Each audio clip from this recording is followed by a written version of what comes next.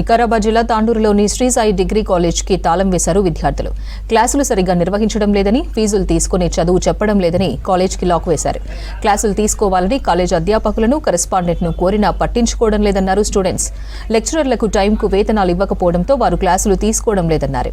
ఉన్నతాధికారులకు ఫిర్యాదు చేసినా స్పందించడం లేదన్నారు. ఈ సమస్యపై కాలేజీ యాజమాన్యం స్పందించి సక్రమంగా విద్యాబోధన జరిగేలా చూడాలని డిమాండ్ చేశారు విద్యార్థులు.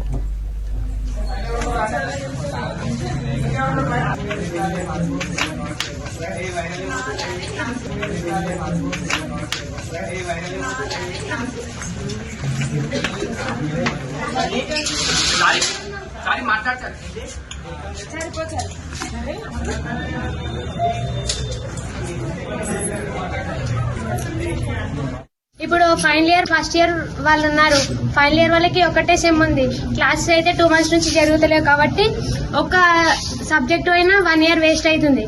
అందుకనే మాకు క్లాసెస్ జరపాలని చెప్పేసి మేము లాక్ వేసుకుని వెళ్తున్నాం. కళాశాల కరెస్పాండెంట్ మల్లేశ్వర యాదవ్ సార్ గారికి ఇప్పటి నుంచి కాదు, గత నెల 15 రోజులుగా కంటిన్యూగా ఫోన్ చేస్తున్నా కానీ ఎలాంటి స్పందించడం లేదు. ఇక్కడ స్టాఫ్కి అడుగుతున్నా కానీ ఎలాంటి స్పందన లేదు. ఏది పట్టించుకోనట్లు విద్యార్థులకు అన్యాయం చేస్తున్నారు. కాబట్టి ఆర్డీఓ ఆఫీస్కి ఇవ్వడానికి వెళ్ళి మేము ఆల్రెడీ లెటర్ ఇచ్చి ఆర్డీఓ సార్ గారికి ఇవ్వడానికి చెప్పాం. ఏం స్పందించడం లేదు. కావున డైలీ మెసేజ్ చేస్తున్నాం.